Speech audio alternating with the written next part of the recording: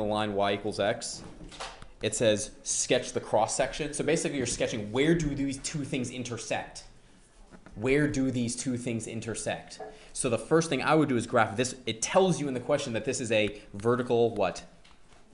Plane. So I would recommend actually sketching this vertical plane. What does this vertical plane look like? And yeah, great, we're getting errors in the notebook. What plane is this that I just sketched right there? That's the x what plane? That's the xy plane, right? So where does y equal x on that xy plane?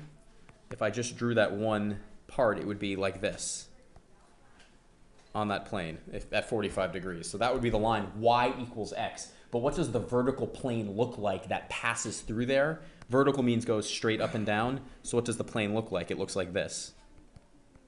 Does everybody see what I'm trying to draw right here? Does everybody see that plane that's going straight up and down? Can you see it? It's cut at an angle. So this is the plane y equals x right there. Is everybody with me so far? Blink once if you hear me. Okay, excellent. So then if we want to know where two things intersect, what do we do with this? You can use those. Yeah, y equals x. So what does z equal? What type of shape is z equals x squared? It's a parabola, right? At 0, 0, what's the height? When x is 0, what's the height going to be? 0. So this function therefore goes, this plane goes through the what? The origin. So it goes through here and it's a parabola. So what's it going to look like? It's a parabola on that plane that I just sketched. So what's it going to look like? Looks like this. Does everybody see the problem I'm trying to draw here? I should have picked a different color. Does everybody see it?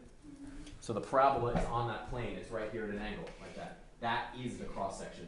That parabola right there is where the vertical plane y equals x intersects the surface z equals xy. Generally define what? Intercepts, right? So when x and y are 0, what's z? What's z? 6. When x is 0 and z is 0, what's y? You can do it. 2. And when you have 0 and 0 for y and z, what do you get for x? 3. So what do you do with those 3 points? You can just graph them and then make a triangle. Correct. So you get up here is 6, over here is 2, and over here is 3. Connect them, and what do you have? Your surface. Yay! 3 points to already have for our formula. We already have our x. That's not the highlighter. What do we already have? Where does that get plugged in? X naught. Where does this one get plugged in? Y naught. And where's that last value get plugged in? Z naught. So what are the two things we need to get? Exactly. We need to find these two values. So how do we go about finding those two values? We have one of the points. How do we get another one? Yeah, Umi. The distance here was 5. So instead of, you go down 5. So how do you go down 5 from this point? You subtract 5 from? A. No. Oh, sorry, B. No. No. Up and down is which coordinate? C. Yes.